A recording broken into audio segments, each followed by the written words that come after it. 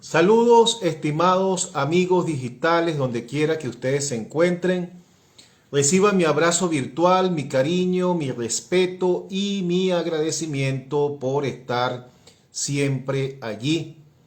Mi nombre es José Ríos Lugo, soy comunicador social. Este espacio se llama En Conversación con Ríos Lugo y es una producción del portal informativo El Reporte Global. Bien amigos, habíamos comenzado la transmisión hace un minuto y Instagram nos cortó porque yo coloqué de fondo un tema musical de lo que para mí es la banda de pop rock más importante en español de todos los tiempos, Maná. Entonces, bueno, Instagram nos cortó el video por eso. Siempre se nos presenta este problema porque Instagram lo reconoce como violación al derecho de autor, cosa que evidentemente no es. Bien amigos, como había sido anunciado por las redes sociales, voy a estar conversando en esta noche con el sociólogo y analista político Damián Alifa, quien ya está por allí. Vamos a darle acceso a la transmisión de esta noche. Sin musiquita porque no permitió Instagram. Buenas noches, Damián, ¿cómo estás? Buenas noches, José, ¿cómo está todo? Gracias por la invitación. Sí. Bueno, bien aquí, un poco molesto con Instagram porque me cortaron a Maná. Pero bueno, Trump está más molesto. así. ¿Cómo estás tú, Damián? Bien, vale, bien. Qué ¿Cómo bueno, qué está bueno. todo? Bien, aquí estamos, bueno, aquí insistiendo con estos medios y estas cosas. Mira, Damián, hay muchísimas cosas que conversar, ¿vale? Que analizar de nuestra situación país. Pero me gustaría iniciar con un hecho que yo creo en particular, y lo dije en ese momento, que pudiera significar un antes y un después del reinicio hacia el camino adecuado para salir de la crisis. Y es la designación a través de la Asamblea Nacional del nuevo Consejo Nacional Electoral. Quisiera que partiéramos de allí, que tú nos plantearas cuál es tu lectura de ese hecho y cuál es la repercusión de ese hecho político. Sí, bueno, yo creo que es un hecho que ha sido valorado por muchos actores como positivo. Es una conformación de un CNE que tiene menos dudas que el anterior o por el que ha levantado menor polémica. Me parece que Calzadilla es un rostro muy amable del chavismo, un rostro bastante amplio, no es un rostro como hubiese sido el de Elvia Amoroso, que fue una de las figuras que estuvo rondando por ahí entre los rumores. Fue un rostro, se trata de un rostro amplio. Y bueno, está también la figura de Roberto Picón, que no solamente es una figura reconocida y respetada por la mayoría de la oposición venezolana, sino también es una persona conocedora del tema electoral. Y bueno, la figura de Enrique Márquez también sumamente respetada. Es una conformación de un CNE bastante amable. Creo que es el mejor CNE que se pudo haber conformado en las condiciones que estamos ahorita. Además, un CNE que se conformó en parte impulsado por el acercamiento de fuerzas que estuvieron del lado del abstencionismo y que rompen con el abstencionismo y se acercan de nuevo a la vía electoral, cosa que también es muy gratificante porque, bueno, es reconocimiento de que el camino del que muchos venimos apostando desde hace tiempo y del que muchos hemos venido defendiendo, bueno, es el camino correcto para la solución del conflicto venezolano.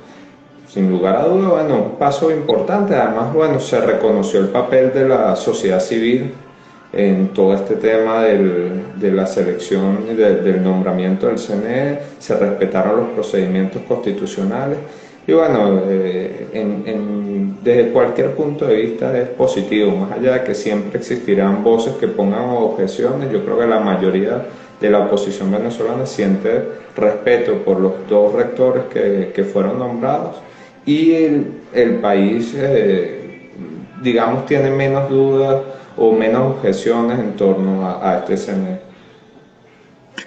Exacto. ¿Y no te parece de alguna manera que ese hecho puntual como que ha sacudido la política este año? Sí, yo creo que hay varias cosas que han venido sacudiendo la política. Una, la política venezolana, creo que una, y es evidente que es el cambio de la tónica del gobierno, del gobierno de los Estados Unidos con el tema, digamos, con la llegada de los demócratas. Creo que eso es un paso muy importante. Muchos actores que estuvieron con el abstencionismo y con el ala radical de la oposición leyeron esto, se anticiparon y empezaron a moverse también en función de rutas negociadas, de moderar el discurso. El paso del CNE es muy importante porque ya marca un precedente, es un CNE que va a acompañar durante varios años al país en varios procesos electorales y bueno, con dos figuras principales muy importantes de la oposición y y dos más que son suplentes también muy valiosos, muy importantes y además bueno, con rostros un poco más amables de parte del chavismo y más tendientes a la negociación y al entendimiento. En general, bueno, sí, es un paso fundamental, marca, yo creo que la ruta ya irreversible hacia la vía electoral. Habrán sectores que todavía se resistan, pero bueno, al final van a tener que ceder, porque es la línea, no, es la línea que marca la sensatez política en la dinámica nacional, es la línea de los Estados Unidos también, la nueva línea de los Estados Unidos, y además es una vía totalmente racional, entendiendo que, bueno, que el gobierno ha hecho algunas concesiones, yo diría incluso unilaterales, buscando tal vez un punto de encuentro con los Estados Unidos, un punto de negociación con los Estados Unidos, pero ha hecho algunas concesiones que pueden ser muy bien explotadas por la oposición. Y precisamente de eso, Damián, eh, por ejemplo, o en materia económica, está dando pasos trascendentales la revolución, que hoy está dirigida por Nicolás Maduro, es su absoluto líder, de eso no puede haber ninguna duda, pero está dando pasos trascendentales hacia cambios que no se hubiesen imaginado en ningún momento años atrás, sobre todo en materia, o principalmente en materia económica. Ya la Sí. aceptación prácticamente del dólar como oficialmente, ya eso es un hecho prácticamente. El acercamiento a Fede Cámara, la ida de Jorge Rodríguez allá a la sede de Fede Cámara, eso marcó un hito importante. Y bueno, y la apertura petrolera de la que se está hablando ya, hay alguna propuesta de reforma a la ley de hidrocarburos apuntando hacia ello. Bueno, la facilidad que se está dando que se está empezando a dar para que las empresas puedan hacer inversiones en Venezuela. ¿Cómo observas tú ese cambio que tal vez no es tan acelerado como el país lo necesita o como algunos sectores quisieran, pero que desconocer que se están dando cambios en materia económica es no ver pues, lo que está pasando? Sí, yo creo que hay un viraje muy importante de parte del gobierno. Costó mucho que se hiciera ese viraje. Hubo muy pocas voces dentro del gobierno al principio que defendían, bueno, la idea de la flexibilización económica, algunos espacios de apertura, pero la realidad se terminó imponiendo. Desde el 2014 que caen los precios del barril de petróleo, bueno, económicamente el país vivió una debacle muy grande. Estamos hablando de que el Producto Interno Bruto cayó 80%. Evidentemente la realidad se impuso, el gobierno entendió con sentido de pragmatismo, con sentido de oportunidad, que no tiene sentido navegar contra el viento. Intentaron virar las velas y bueno, aprovechar la oportunidad, una apertura para regenerar un poco el chavismo, para mejorar la imagen. Todavía eso obviamente no lo han logrado porque los daños fueron muy grandes. Los primeros años de debacle económica fueron muy contundentes. La caída del Producto Interno Bruto enorme, la caída de la producción petrolera enorme, el quiebre de empresas, etcétera. Pero sí hay pasos acelerados. La flexibilización del control cambiario creo que fue el primer paso, también empujado un poco por el tema de las sanciones.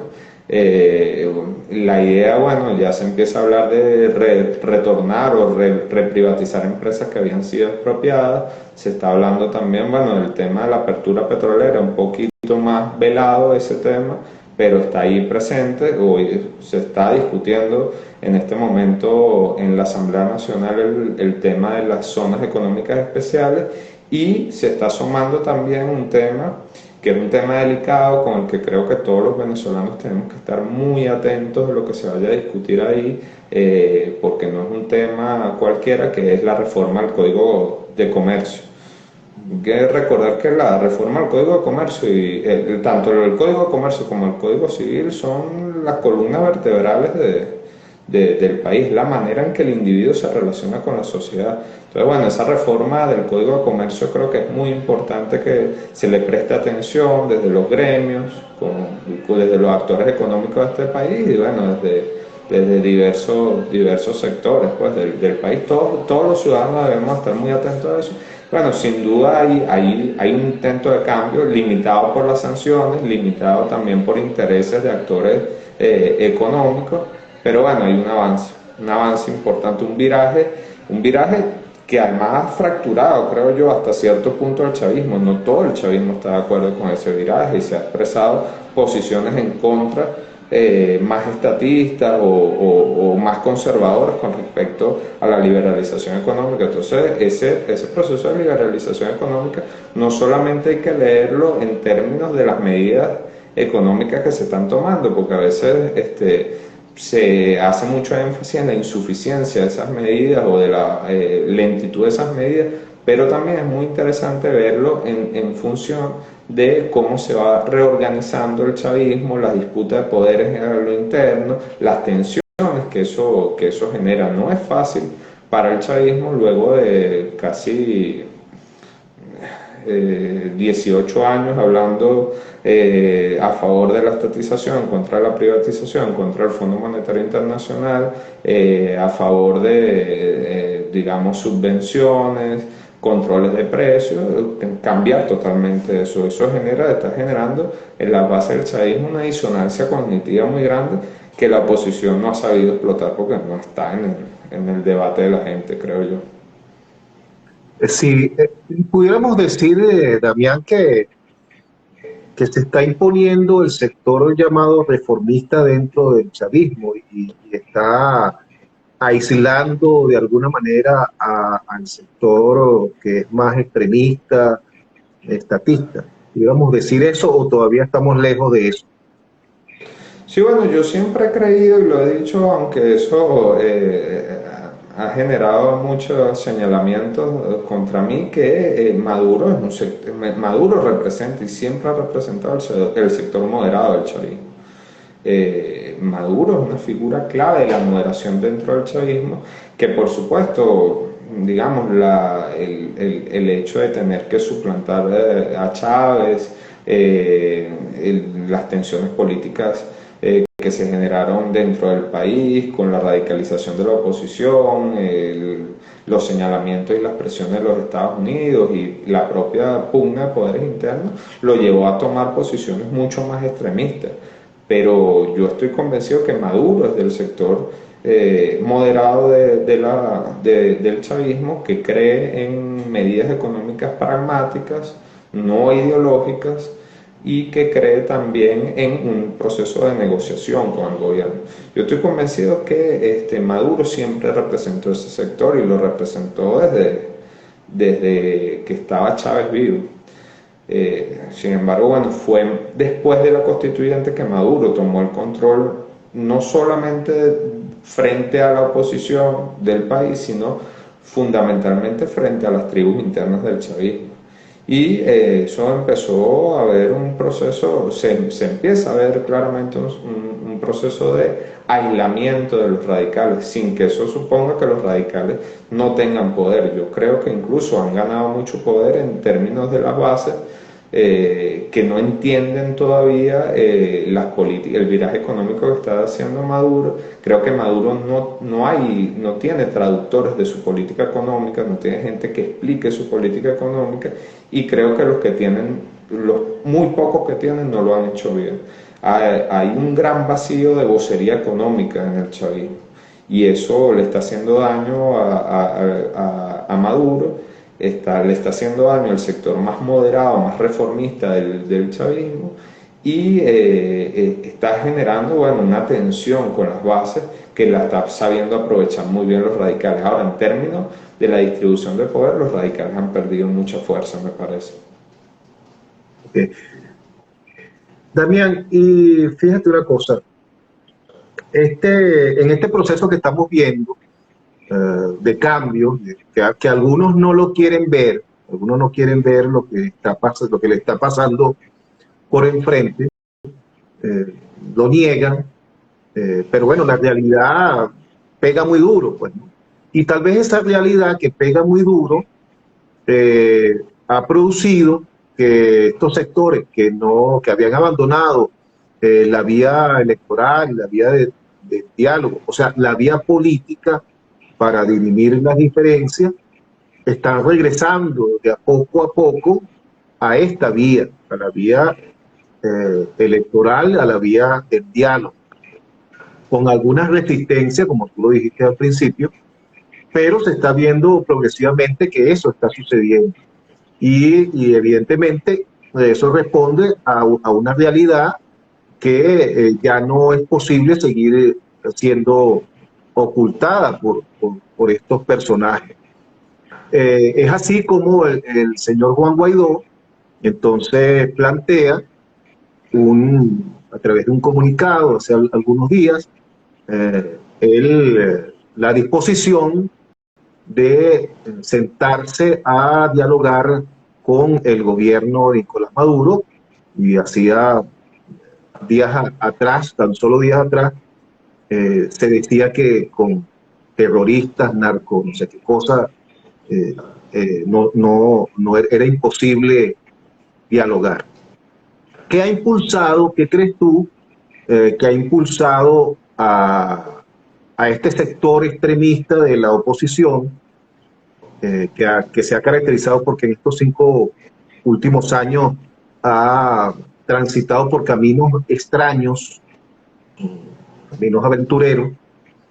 ¿Qué impulsa en este momento a ese sector liderado por Guaidó, Leopoldo y Borges a tomar nuevamente la ruta del diálogo?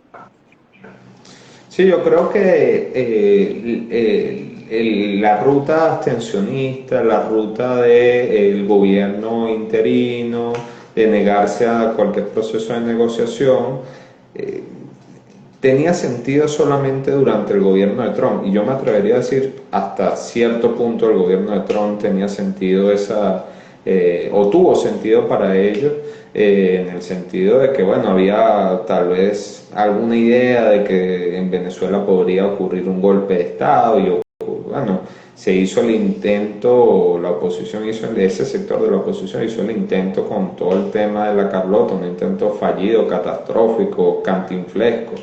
Luego estuvo todo el tema de la Operación Gedeón, que no se debe perder de vista, y bueno, ahí estaba, digamos, esa ruta. Anterior a eso estuvo lo que pasó en tienditas. Pero bueno, eso ya había fracasado y de hecho ya Trump estaba reformulando su política. Con la llegada de los demócratas pierde totalmente sentido negarse a un proceso de negociación. En primer lugar porque Venezuela deja de ser prioridad en la agenda de la Casa Blanca, o por lo menos baja un poco de rango en la agenda de una Casa Blanca que está preocupada por su relación con China, que está preocupado por las tensiones con Rusia, que tiene que retirar tropas militares en Afganistán. Entonces, bueno, que tiene que atender el conflicto palestino-israelí, evidentemente. Y bueno, y el grave problema de los Estados Unidos ahorita, que es Centroamérica, la migración centroamericana. Venezuela deja de ser una de las prioridades.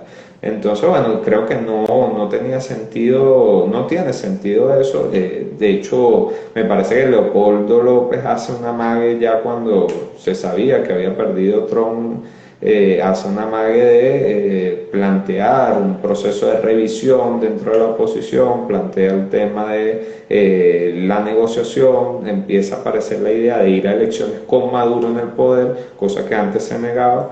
Y bueno, eso genera un viraje. También creo que otro elemento que no hay que perder de vista es la figura de Juan González. Yo creo que Juan González está jugando un papel central en estos momentos dentro de la oposición venezolana, intentando acercar posiciones, sobre todo entre el sector de Capriles y el sector del gobierno interino, y buscar un punto, digamos, intermedio entre un sector que es el gobierno interino, que plantea de una vez elecciones adelantadas, elecciones presidenciales y parlamentarias adelantadas, cosa que no tiene sentido en este momento en la correlación de fuerzas que está el país, y un sector que es el sector de Capriles, que está empujando hacia prepararse para unas elecciones regionales. Entonces, bueno, creo que Juan González está jugando un papel muy importante ahí. Hay que estar muy atento de cuáles sean las posiciones que él vaya a tomar con respecto a esa disputa. Y bueno, es todavía una disputa que está comenzando, un proceso de negociación interna de la oposición que está apenas en una etapa muy inicial, y con muchos tropiezos, porque hay muchos intereses, sobre todo del sector abstencionista, para no revisar esa posición. Demasiados intereses para mantener el status quo en ese orden. Y también, bueno, lamentablemente uno ha sentido que del sector de Capriles mucha ambigüedad, falta de temple a la hora de mantenerse frente a esas tensiones. Espero que esta vez no ocurra. Además, un Capriles que ya no es el Capriles que no tenía nada, un Capriles que tiene un vínculo muy importante con dos rectores del CNE, es un Capriles que lleva un tiempo importante preparándose para las elecciones regionales, que tiene unos precandidatos que ya están sonando en algunos estados. Espero que esta vez no sea ese chantaje. En todo caso, entiendo que esa mesa la está moderando Juan González, y que de ahí se intenta que salga una resolución unitaria entre los grupos de ese sector de la oposición. Creo, si no me equivoco, creo que también Vicente Díaz está por allí, también Sí, sí. mediando algo en eso. Un trabajo interesante también de Vicente Díaz.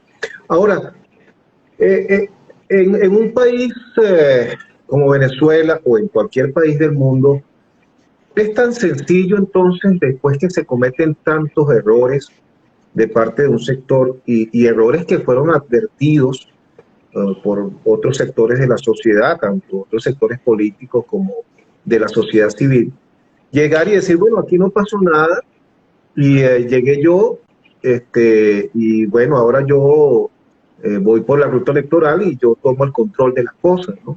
Porque yo soy la mayoría, yo represento a la mayoría. Es tan sencillo así, eh, sin, sin rendir cuentas al país, sin dar explicaciones. Se puede, eso se puede. Ahí viene un punto muy álgido, primero porque Maduro ya puso sobre la mesa sus condiciones para la negociación, que era el reconocimiento del gobierno, luego la eliminación, ¿no? o el alivio de las sanciones. Le plantea el levantamiento de las sanciones, pero yo creo que en el fondo lo que se plantea ahí es el tema del alivio y bueno, y elecciones presidenciales para el 2024. Entonces, bueno, plantear ir a esa negociación implica que ese sector tenga que reconocer al gobierno de Maduro. Si reconocen al gobierno de Maduro, queda claramente comprometido alguna de sus caras porque cometieron delitos. Si reconocen al gobierno de Maduro, se está reconociendo también que se cometieron algunos delitos vinculados bueno, usurpación de funciones,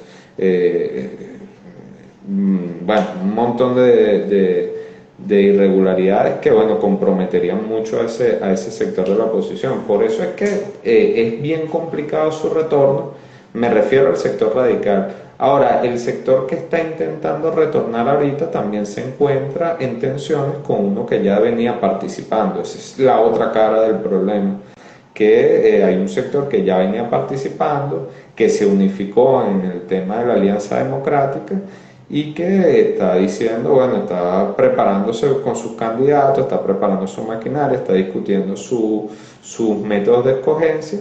Y bueno, llega un sector nuevo y no sé hasta qué punto esté dispuesto a negociar candidaturas y a negociar apoyos.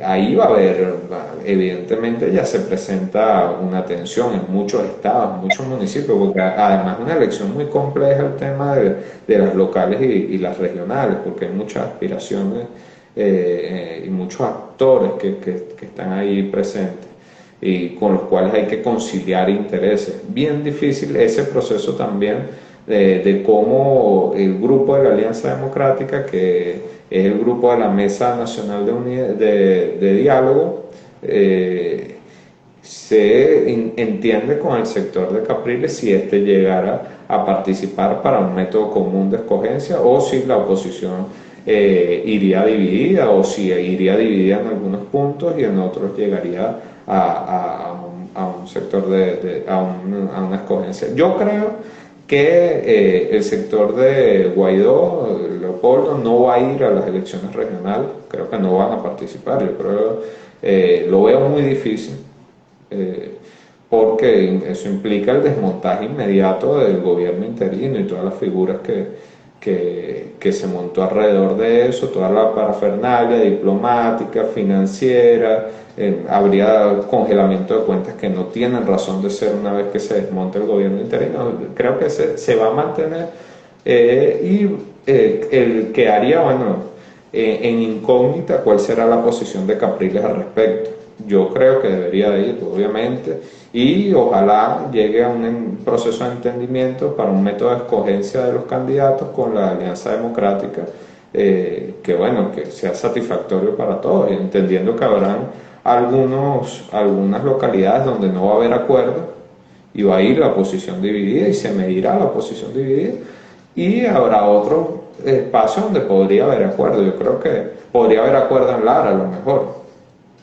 Ojalá haya un acuerdo en Lara. Yo creo que eso pudiera debatirse sin mucho problema. Creo que puede haber un acuerdo en el Zulia. Creo que es más difícil un acuerdo en Carabobo. Creo que puede haber un acuerdo fácilmente en Miranda. Pero bueno, eso se debe ver en cada una de las instancias y los intereses, que es muy complejo, muy complicado una elección regional y municipal a la vez, y esa negociación. De hecho, es complejo hasta para el chavismo, que todavía discute el método de escogencia. Para el mismo chavismo está muy complicado con eso, que el chavismo, que es mucho más vertical, está muy complicado en su método de escogencia. Fíjate, el gobierno interino en este momento se ha convertido en una piedrita o en una piedrota en el zapato para la comunidad internacional. La comunidad internacional está ahorita, estaría viendo cómo de manera elegante se diluye eso. Hay un nuevo interlocutor que no, ya no es solo Guaidó, con los Estados Unidos, que es Capriles. De hecho, es una condición de que Capriles esté y participe en diálogos. ¿Qué va a hacer la comunidad internacional con ese gobierno interino, con esa situación? Dejar que se diluya sola. Sí, yo creo que, bueno, no solamente qué va a hacer, sino ya qué ha hecho, ¿no? En un principio, no sé, 70 y algo de países reconocieron a Guaidó como presidente, en un barranco por el que se tiró una parte importante de la comunidad internacional, y con un Donald Trump y unos Estados Unidos que pusieron esa alfombra roja y que, bueno, que comprometieron mucho a muchos países que tenían una posición más moderada con respecto a Venezuela. Ahora, bueno, ya el primer paso es que varios países importantes de Europa e incluso de América Latina comenzaron a decir el primer viraje es que Guaidó no era presidente interino, sino era presidente de la Asamblea Nacional. Ese fue el primer viraje. Y bueno, el segundo viraje que ya comienza a aparecer incluso en documentos oficiales y declaraciones de importantes voceros de los Estados Unidos es el el líder de la oposición. Ya no es presidente interino, ya no es presidente de la Asamblea Nacional, sino el líder de la oposición. Entonces, bueno, ya evidentemente ha perdido muchísima fuerza la figura del gobierno interino. Aparece además, como tú bien lo comentabas, ya no tiene el monopolio de la relación con los Estados Unidos, ya comienzan a haber otros actores, tanto en Estados Unidos, que han sido más amplios para escuchar a otros sectores de la oposición, como, bueno, otros actores que han podido llegar a tener ese contacto con los Estados Unidos, con la nueva administración. Y bueno, evidentemente hay un proceso muy grande de desgaste, están buscando salidas elegantes, dejar que se enfríe la situación y bueno, el paso fundamental que tendrían que dar en el momento de alguna negociación con el gobierno para llegar a la vía electoral es la salida de la figura de Guaidó, del juego político en Venezuela. Eso está claro.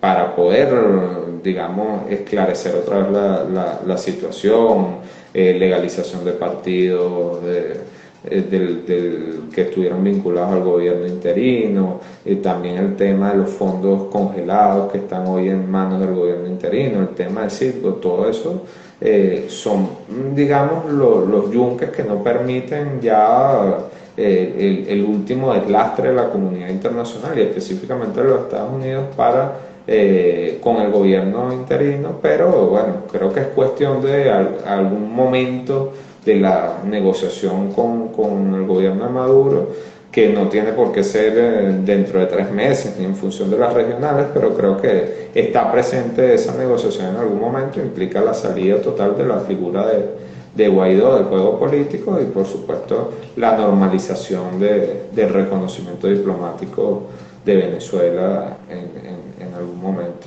Obviamente esa ficha la intenta cambiar los Estados Unidos por el mayor valor posible, unas elecciones presidenciales adelantadas tal vez, adelantadas quiero decir 2023, no inmediato, legalización de partidos y algún otro proceso que ellos estén exigiendo en estos momentos. Pero ya perdió fuerza. Ya perdió fuerza. De hecho, bueno, el otro elemento es que la Embajada de los Estados Unidos anuncia ellos primeros que la oposición, cosa que es bastante vergonzoso, una plataforma unitaria y firma, de hecho, el último comunicado en nombre de esa plataforma unitaria que intenta un poco bajarle el perfil o terminar de bajar el perfil al gobierno interino, porque ya no se firma como el gobierno interino, sino firma desde esa plataforma unitaria que al final son ellos mismos. Así es. Fíjate, ahorita, bueno, estamos como una especie de amague, como en el boxeo, cuando como se hace el careo, y entonces los boxeadores empiezan a decirse cosas allí, eso antes de la pelea en sí, pues, cuando van al pesaje, eso es típico. Parece que estamos ahorita en eso, en estos dos sectores que están planteando sentarse a negociar. Claro, llega Guaidó y pide al gobierno que le dé el cielo, porque al pedirle elecciones presidenciales y Asamblea Nacional, cuando no corresponde, están pidiendo lo máximo, el todo. Y por este lado, entonces ayer Maduro hace una petición o pone unas condiciones para sentarse a dialogar, que también es pedir el cielo. Pero es que evidentemente cuando el adversario te pone una condición como esa, la presidencial y la Asamblea Nacional, y tú aceptas así nada más, ¿cómo queda ante tus seguidores? Es un signo de debilidad. En todo caso, entonces tú también, bueno, ellos me pidieron el cielo, yo también entonces voy a poner condiciones. Y de alguna manera eso puede equilibrar el que tú no te veas como débil para sentarte a negociar cuando hay esos planteamientos de entrada. Yo creo que eso es lo que vimos en las condiciones que está colocando Maduro, que todo eso va a variar. Evidentemente, si se logra hacer el cambio, todo eso va a ir bajando de expectativas y se va a ir centrando en lo que es real. Porque bajo ningún término Maduro aceptaría una repetición de elecciones presidenciales y de Asamblea Nacional en el tiempo. Eso es impensable, pues tan sencillo como eso. Ahora, eh, esta negociación que se plantea, la gente a veces no entiende los procesos de negociación, no entiende que son muy complejos, que se alargan en el tiempo, que tienen adelantos y retrocesos. ¿Qué se puede esperar de una vez que se inicie ese proceso de negociación? ¿Qué habría que esperar? Y en todo caso, ¿qué obliga al gobierno?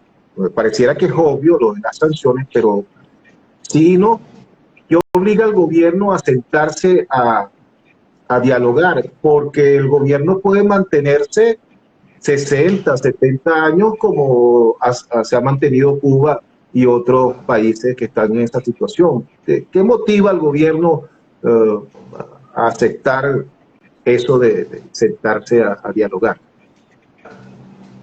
Sí, bueno, yo creo que lo primero que habría que decir que hay un paso previo a la negociación con el gobierno que tiene que ver con esta negociación que está impulsando Juan González entre los dos sectores de la oposición.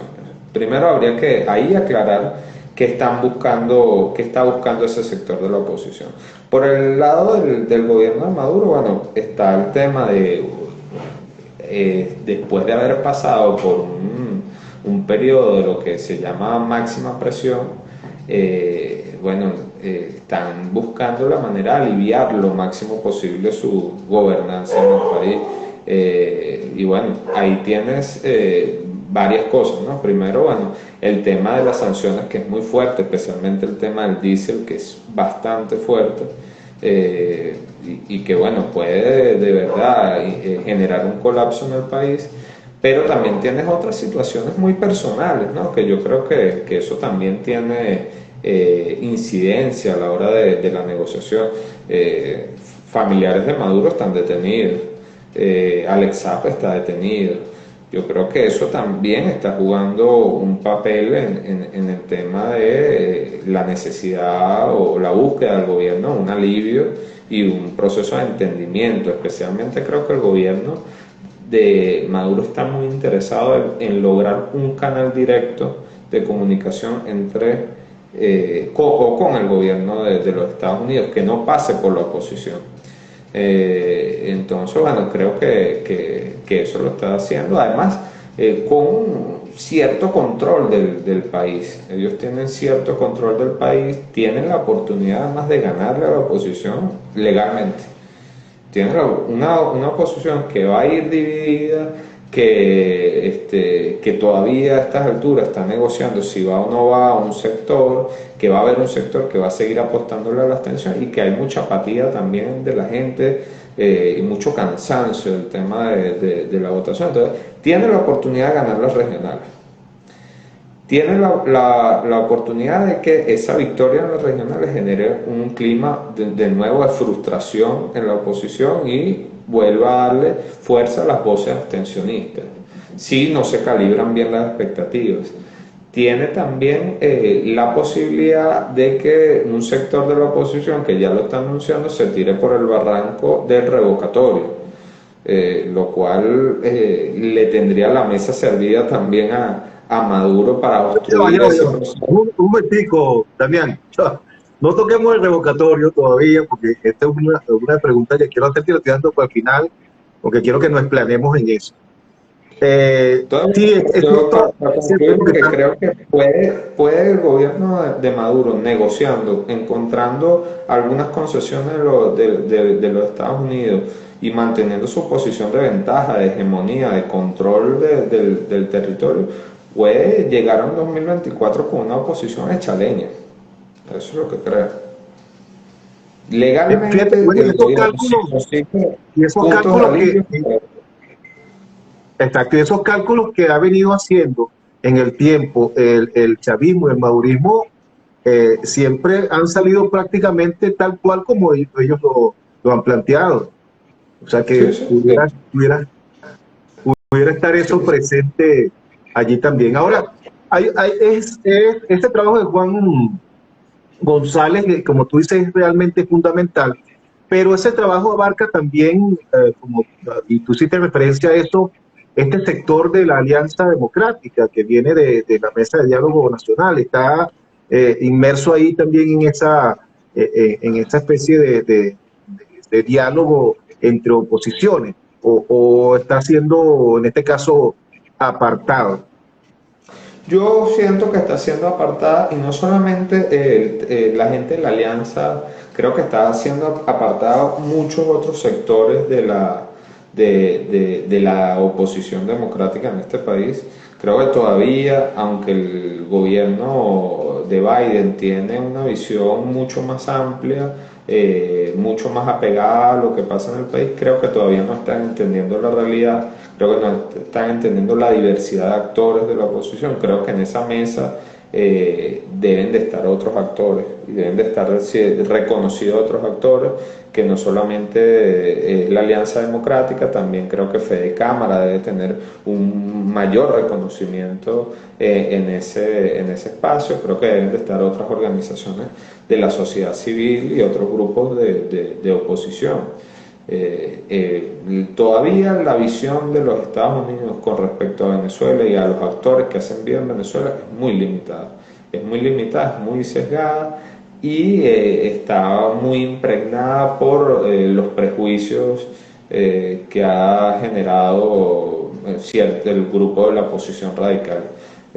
Lamentablemente hace falta que se abra más ese espacio. Quizá hay actores de la Unión Europea que han sido mucho más amplios en ese sentido. Hace falta más amplitud. Hace falta muchísima más amplitud, porque además la amplitud va a permitir destrabar el juego, las tensiones, porque entre esos dos grupos va a ser muy difícil que lleguen a acuerdo. Hace falta otros actores que permitan destrabar la situación. Espero que, quisiera creer yo, que Juan González en el transcurso de esa negociación va a entender la necesidad de la incorporación de otros actores. Espero que eso sea así.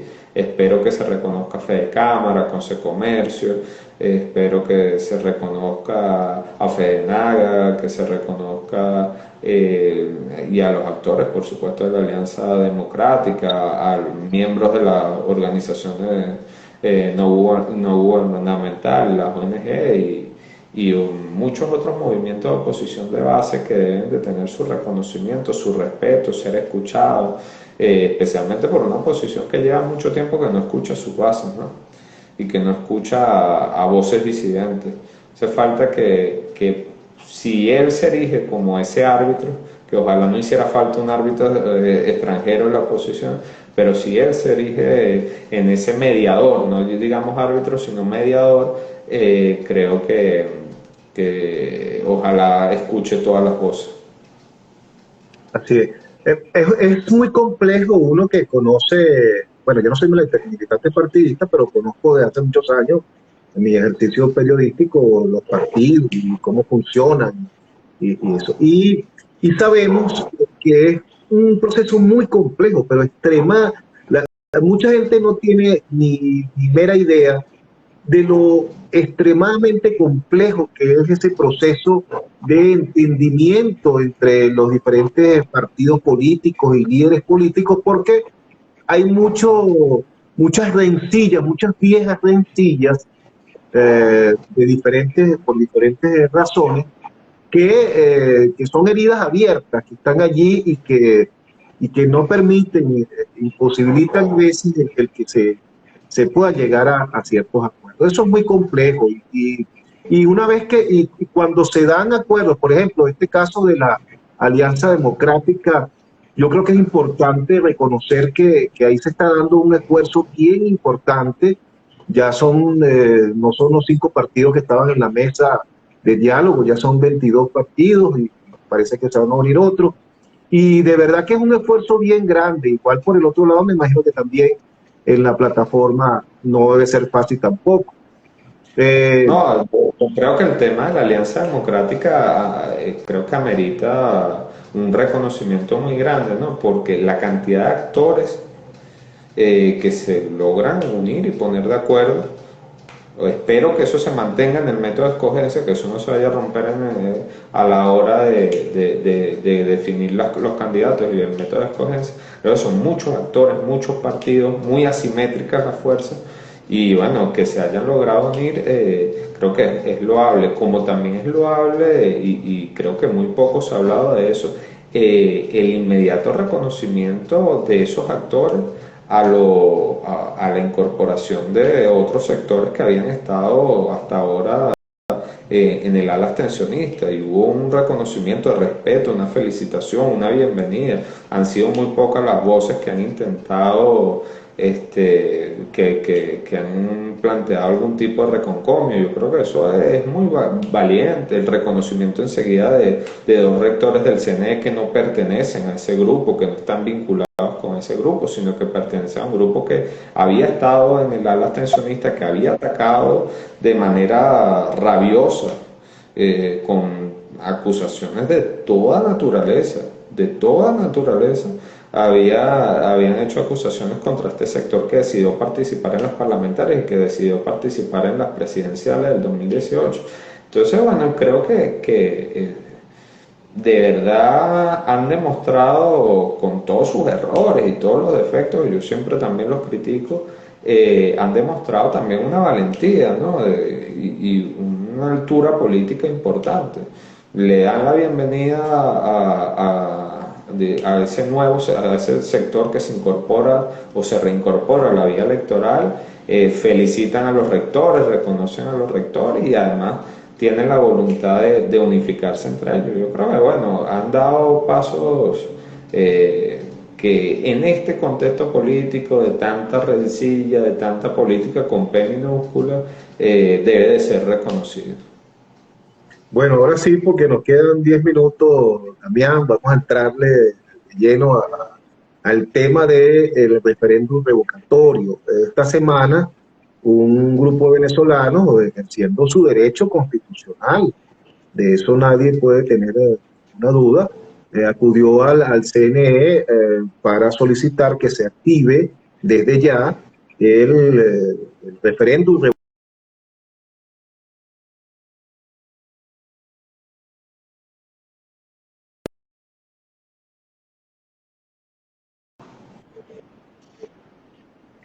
Este planteamiento que pareciera que es una repetición del fast track, del vete ya Maduro, del no aguantamos un día más, Venezuela no aguanta un día más con esto, y además pareciera que se nos presenta un escenario bastante similar al del 2017, donde estábamos en esa situación.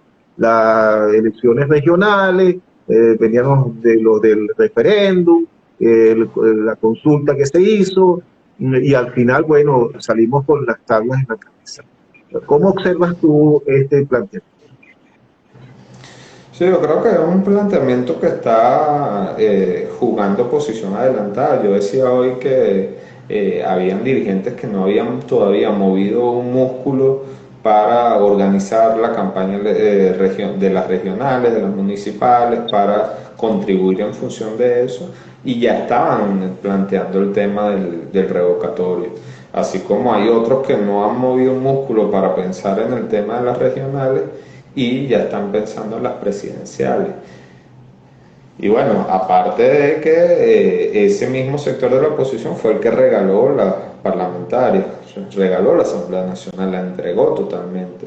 Entonces, es un sector de la oposición que quiere entregar a la Asamblea Nacional, entregar a alcaldías y gobernaciones, ir a un proceso digamos, que se le entregue un proceso de revocatorio. Y bueno, evidentemente el proceso revocatorio es, digamos, la situación idónea para la oposición, ¿no? Pensar, ¿quiere usted que el gobierno de Maduro continúe, sí o no? Bueno, no va a ser abrumador, obviamente. Si tú polarizas esas dos opciones, evidentemente la gente va a salir a votar y eso arrasaría. Obviamente Nicolás Maduro no va a permitir no va a entregar eso así tan fácilmente. Aparte, teniendo el control de las gobernaciones, el control de las parlamentarias, teniendo una posición que dejó de movilizarse en las calles, teniendo incluso acuerdos tácitos con sectores importantes económicos y las Fuerzas Armadas. Yo no veo al chavismo entregando una cosa como entregándose, porque una reforma, un revocatorio es que el gobierno entregue. Si se llegara algún día a acordar un revocatorio es la entrega del gobierno, pues ya una transición, se comienza la transición desde el momento que Nicolás Maduro apruebe eso. Y Pero fíjate una cosa, Damián, fíjate este hecho, no deja de ser curioso que quien introduce yo me acuerdo desde enero, ¿sí? Esto fue una locución de Maduro en el mes de enero, quien introduce el tema del revocatorio e incluso reta a la oposición a que active el revocatorio es el propio Nicolás Maduro. Y tal vez eso claro, también lo está lanzando precisamente para que se enrede el panorama, se desenfoque la oposición de las regionales, que es en lo que tiene que estar enfocado este año, y empiece entonces ese toma y dame entre los que quieren referéndum y las regionales, ¿no? claro, es que el escenario ideal para Maduro es que la oposición vaya dividida en las regionales, se tarde demasiado en tomar la decisión, los sectores sobre todo más grandes se tardan demasiado en tomar la decisión si ir o no ir a las elecciones, pierda las municipales, las regionales, genere otra vez el caos de los radicales diciendo, vieron, nos robaron las elecciones, porque seguramente va a haber atropellos en las elecciones, eso estamos conscientes, va a haber irregularidades en las elecciones,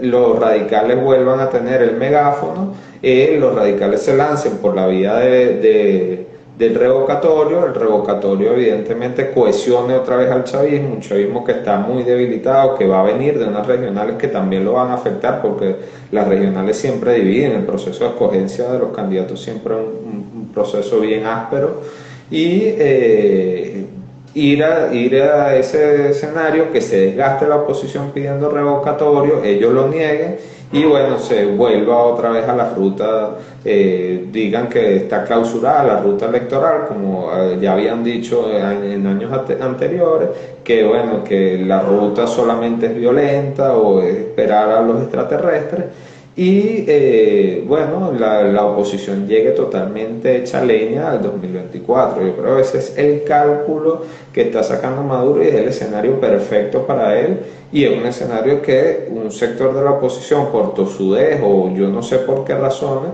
está dispuesto a servirlo en bandeja de plata, indudablemente. La tiene totalmente cantada que eso va a ocurrir. De verdad, ganar o sacar un buen resultado en las regionales en este momento está bien cuesta arriba. Hace falta la escogencia de muy buenos candidatos, hace falta una buena campaña que reconecte, que genere otra vez esperanza en el voto. Hace falta volver a tejer esas redes de acompañamiento, de testigos, y bueno, eso es el trabajo inmediato que hay que hacer, y no estar pensando en revocatorios, en presidenciales, en parlamentarios, sino lo que tienes al frente. Y lo que tienes al frente es que hay un sector de la oposición que ellos creen que el día que ellos decidan votar, la gente va a salir a votar masivamente por ellos. Eso no va a pasar así. Hay gente que siente una gran indiferencia por la política, que ha perdido, la gente está muy refugiada en su vida privada. Entonces, y no va a haber esa elección totalmente polarizada como el revocatorio, esa elección perfecta no se va a dar para que la gente salga a votar, y entonces, bueno, van a haber elecciones como esta donde es cuesta arriba levantar el ánimo de la gente. Ahora, uno cuando, como tú decías hace un momento, Damián, uno no sabe cómo interpretar, cómo calificar, cómo evaluar cuando personas, por ejemplo, como Oscar Aznar, que es constitucionalista, un hombre que yo siento un gran respeto por su persona, y eso, el exgobernador del Táchira, asumen esa bandera del revocatorio y lo plantean incluso desde 8 meses antes de que salga el derecho, porque el derecho se activa a partir del 10 de enero del 22 y ellos lo están pidiendo 8 meses antes.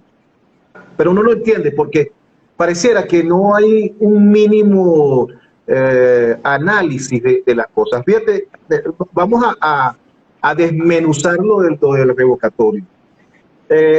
Primero, no existe una ley, o sea, no existe un reglamento de ley que regule el revocatorio como tal. En principio, eso. Segundo, cualquier tribunal de esquina, de parroquia, puede fácilmente, como ya pasó, echar para atrás cualquier intento de revocatorio. La oposición está en su peor momento quizás, desorganizada, fragmentada, más dividida que nunca. La gente no quiere saber nada de los líderes políticos tradicionales. Por otro lado, la abstención se inoculó en la colectividad bueno, y está hundida la población venezolana en la abstención. Sacarla de allí no es nada fácil ni pronto. Pero entonces, en todo caso, fíjate, hay que recoger más de 4 millones de firmas. Supongamos que se recogen con las circunstancias adversas que tenemos. Vamos a suponer que se recogen. Ajá, pero luego hay que pasarla para que para que le den el visto bueno. Ahí, en cualquier momento la pueden echar para atrás con firmas planas, qué sé yo. Pero supongamos, en un ejercicio aquí que estamos haciendo, que logramos pasar ese escollo y que son aceptadas las firmas. Entonces tendríamos que ir a un revocatorio y sacar, para poder revocar a Nicolás Maduro, más de 6.245.000 votos, que fue lo que llevó a Maduro a la presidencia en el 2018. Habría que sacar más de esa cantidad para poder revocar a Maduro. Y sabemos que ese más de esa cantidad tiene que ser por lo menos 500.000 votos, por lo menos, para que no haya allí, no pase lo que pasó en 2013. Okay. Claro. Pero en todo caso, imagínate tú que lográramos revocar a Maduro. Ajá, maravilloso, ganamos el revocatorio. La ley nos dice que hay que convocar elecciones en 30 días. 30 días, ni un día más. Bueno, ¿cómo va a ser esa pelea a cuchillo entre, no sé, 15, 16, 17, 20 aspirantes a ser el candidato presidencial en función de eso. Ahí se nos va a ir esos 30 días y entonces lo que opera es que el vicepresidente de la República, si pasan los 30 días y no se da el proceso, queda encargado de culminar el mandato de Nicolás Maduro. O sea, Sí, sí. yo me pregunto, estas personas que están convocando eso no analizan nada de estas cosas, por Dios. Yo creo que ahí en la oposición un empeño en querer cabalgar solo sobre el descontento de Maduro y entonces sobre el descontento al gobierno, contra el gobierno de Maduro. Entonces, bueno, así es muy fácil, pero es que el tema del descontento es que tú tienes que generar un vínculo con el descontento. La gente no te va a llevar en hombros a Miraflores cada vez que tú digas que quieres votar. Creo que ahí le falta mucha calle a la oposición, lleva mucho rato esa oposición que no visita los barrios, que no habla con la gente, que no siente eso, tocarle la puerta a un venezolano y que te interpele el venezolano y te diga, tú me engañaste, tú me mentiste. Y eso va a pasar cuando salgan ahorita en las regionales y cuando salgan en las municipales, se lo van a decir. Y hay un malestar con el gobierno grandísimo, inmenso, mayoritario, pero también hay un malestar muy grande con la oposición y ellos no lo quieren reconocer. Entonces, una oposición que le falta calle, creo que también hay mucho oportunismo, porque fíjate que es un sector que actúa a la libre, no está vinculado a ningún bloque político, intenta actuar a la libre, adelantarse, jugar una posición adelantada absurda, además fuera de los lapsos.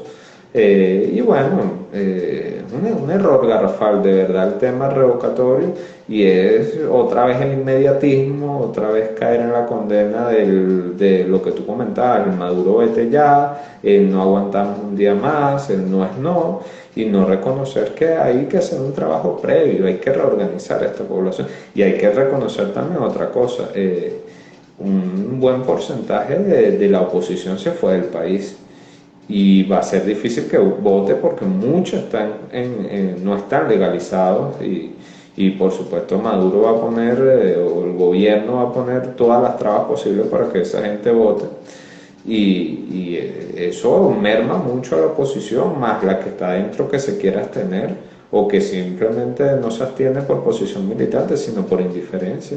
De verdad, muy crítica la situación de la oposición hoy en día, una situación que en buena parte es un hoyo que ellos mismos se cavaron. Y bueno, ahorita hay que empezar otra vez a hacer el trabajo de hormiga y hay gente que le tiene cierta fobia a hacer el trabajo de hormiga, de otra vez meterse en los barrios, ser interpelado, conversar con la gente, volver a proponer. Ellos creen que todo es basarse en el descontento a Maduro y las cosas no es así, la gente ya no cree, ya no escucha, la gente incluso se está informando menos, el venezolano era un ciudadano muy informado y dejó de informarse. Tengo gente en grupos focales con los que yo trabajo que me dicen que no quieren saber nada de política, que no quieren enterarse de noticias políticas, que no quieren saber nada ni de la oposición ni del gobierno.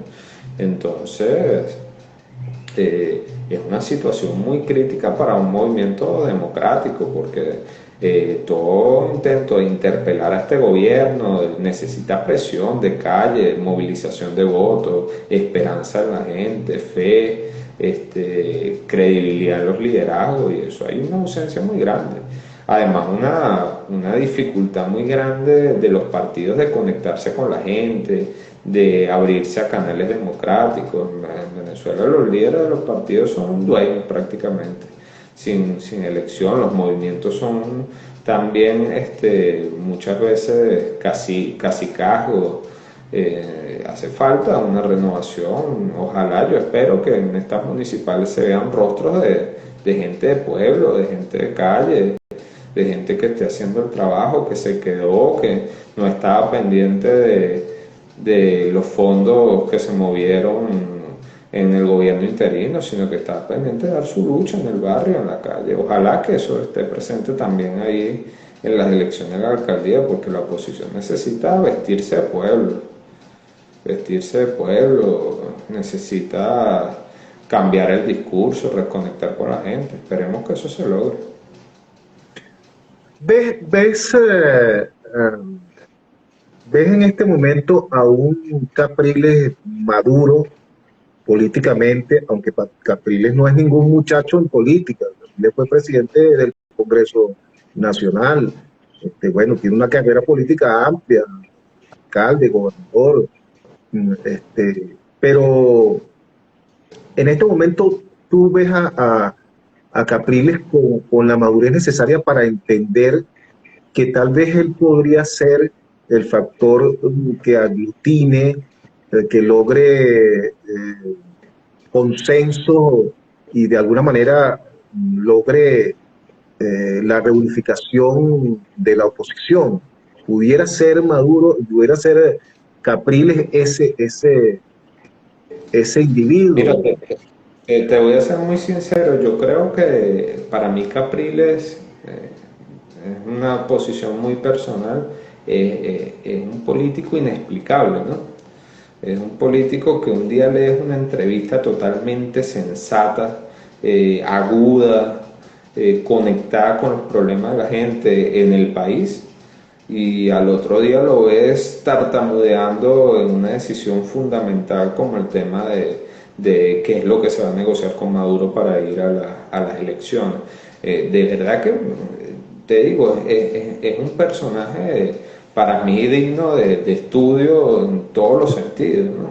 Es un político que logró, creo que el primer político que logró en unas elecciones nacionales una migración de votos del chavismo a la oposición. Fue el primer político que logró eso, y eso, por cierto, no se discute mucho en elecciones nacionales. En elecciones regionales lo habían logrado Rosales, Falcón, Carneiro del otro lado, pero en las elecciones nacionales el único que logró una migración importante, casi 600.000 votos logró. Y con Chávez, que acababa de morirse recientemente, y había todo el tema de esa efervescencia del chavismo, y él logró que un sector del chavismo nada despreciable migrara votos hacia la oposición, y casi estuvo a punto de ganar las elecciones.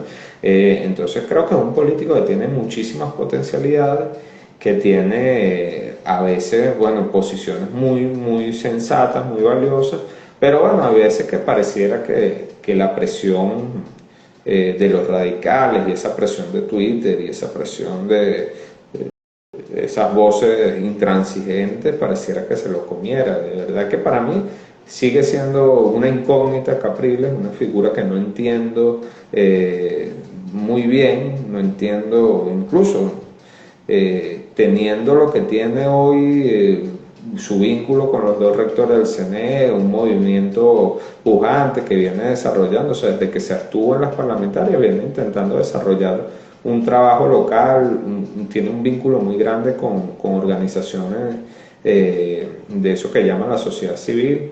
Tiene una fortaleza muy grande. Ni siquiera entiendo los términos en los cuales está llegando al acuerdo y a esa mesa de negociación con Juan González. Pero bueno, evidentemente creo que es el político más amplio que tiene la oposición, y eso yo sí lo reconozco.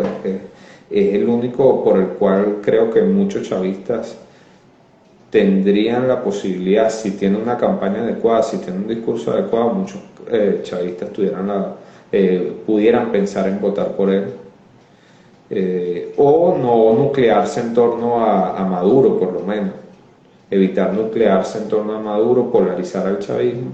Es decir, Capriles es un candidato que puede llegar a ablandar al chavismo con un discurso correcto, con un discurso amplio, con un discurso de entendimiento, con un proyecto más híbrido, que reconozca los consejos comunales, por ejemplo, que reconozca el papel del chavismo en algunas cosas. Creo que podría ser una figura. Por supuesto tiene un costo reputacional grande por posiciones primero por una campaña de desprestigio que ha hecho conscientemente la gente del gobierno interino, que la ha permitido, como con otros actores. El mismo Ramos Alú ha sufrido de esa campaña bastante vil. y bueno, todo, por supuesto, lo que ya conocen de la Alianza Democrática, bueno, totalmente ha sido objeto de esa campaña, pero Capriles ha sido un objeto de una campaña de desprestigio dentro de la misma oposición bastante grande. Y por otro lado, bueno, él por sus mismas posiciones, a veces incongruentes, a veces zigzagueantes, bueno, evidentemente hay un costo reputacional grande, pero pudiera ser un lavado de imagen si logra, bueno, un buen resultado en las regionales, que un buen resultado en las regionales no es ganar las regionales, no es un golpe de mano en las regionales, sino por lo menos mantener las gobernaciones que hay, a lo mejor lograr alguna victoria extra, quién sabe, en el Zulia, por ejemplo, sería interesante una victoria extra, o en Lara, lograr algunas victorias extras y mantener las gobernaciones que hay y algunas alcaldías clave. Si lograra eso, si comienza un trabajo de hormiguita desde abajo, si no vuelve a caer en los chantajes de los radicales y genera una política coherente, creo que podría llegar a ser un candidato muy interesante, o más que un candidato, un adversario muy interesante al chavismo, a la sede. Yo comparto parte de lo que tú estás diciendo, porque de verdad que es un personaje bien enigmático. ¿No? Dice, no haya uno que pensar. A mí me preocupa en esto que si él se convierte en el interlocutor válido de la oposición ante la comunidad internacional, bueno, termine también simplemente siguiendo el guión que le ponga la comunidad internacional. Se me queda esa expectativa, ¿no? Porque cuando tú muestras que no tienes posición firme ante las cosas y pareciera que quieres quedar bien con Dios y con el diablo, quieres estar bien con el extremismo, quieres estar bien con el sector democrático, entonces deja esas dudas. Finalmente, Damián, quería preguntarte por un hecho que es bien delicado para el país, eh, bien preocupante y que no, igualmente tenemos muy poca información al respecto y no sé si el gobierno ha actuado con la diligencia y la contundencia que debería actuar. Es el caso de lo que se viene presentando en Apure, con esa disidencia de la guerrilla colombiana, de la FARC. Es muy delicado lo que ha venido pasando allí. Bueno, han muerto, han sido asesinados soldados venezolanos, ahí han sido también secuestrados otro grupo de 8 venezolanos militares, y uno se siente un poco o mucho desinformado de que realmente está sucediendo allí, porque el primero que no informa es el gobierno. ¿Qué opinión te merece esa situación? No, bueno, una situación lamentable que tiene que ver con el descuido de la frontera desde hace mucho tiempo. Creo que eso hay que resaltarlo siempre. Hay presencia en Venezuela de las guerrillas colombianas y de grupos irregulares de los años 80. De hecho, bueno, se dice que el ELN es una guerrilla con vocación fronteriza. Tanto es así que, bueno, Camilo Torres fue asesinado muy cerca de la frontera con Venezuela. Siempre han operado grupos guerrilleros en el país. Sin embargo, creo que se fue muy flexible durante mucho tiempo con esas operaciones. No ha habido una política de atención en ninguna de nuestras fronteras y es un problema muy grave, no solamente en el tema con Apure, sino en el tema con Guyana, una política de frontera, de atención a los ciudadanos de la frontera. Y bueno, ese vacío lo ha suplido organizaciones irregulares que dan trabajo a la gente, que atienden a necesidades de la población y que van cooptando a determinados líderes sociales y bueno, y generando muchísimos crímenes. Se sabe que hay denuncias de trata de blancas, digamos, de mujeres, del tema de reclutamiento de niños, Eh, y bueno, todo eso ha sido muy grave, una mirada muy complaciente del gobierno, sí, una falta de acción de parte de la Fuerza Armada. Luego, de pronto actúa la Fuerza Armada, actúa de manera pareciera desproporcionada, porque incluso se habla de denuncias de sectores de la sociedad que fueron apureños, que fueron asesinados hay denuncias que hay apureños que fueron asesinados en esos operativos. Entonces actúa de manera desproporcionada y parece que tuvieron, sin yo ser bueno, conocedor del área militar, parece que tuvieron unas incursiones bastante desafortunadas que culminaron con digamos unos militares venezolanos secuestrados. Yo, bueno, como lo he dicho en varias ocasiones, frente a grupos irregulares extranjeros, yo estoy respaldo a la Fuerza Armada Nacional. Quisiera que la Fuerza Armada Nacional informara de manera más transparente lo que está ocurriendo. Creo que la Fuerza Armada Nacional tiene muchas cosas que revisar en términos de su política de defensa de la soberanía. Queda evidente que no hay una política efectiva de defensa de la soberanía, no la hubo en mucho tiempo y eso es parte del caos que estamos viviendo. Y bueno, como todo venezolano, una preocupación muy grande por esos militares que están en la frontera y bueno, quisiera evidentemente una respuesta, primero, bueno, una respuesta que garantice la vida de esos ciudadanos, pero también un rediseño real y un debate real que se debe dar en la Asamblea Nacional para generar una política de frontera y de defensa, porque el problema y eso está, bueno, discutido y se sabe en todos los manuales de contrainsurgencia habidos y por haber. El tema fundamental de la guerrilla no son las operaciones militares las que van a derrotar a la guerrilla, son las operaciones políticas de reconocimiento de esa población, de evitar que dentro de la población haya soplones, haya gente que actúe en función de la guerrilla, y eso pasa por llevar medicinas, eso pasa por regular transacciones, eso pasa por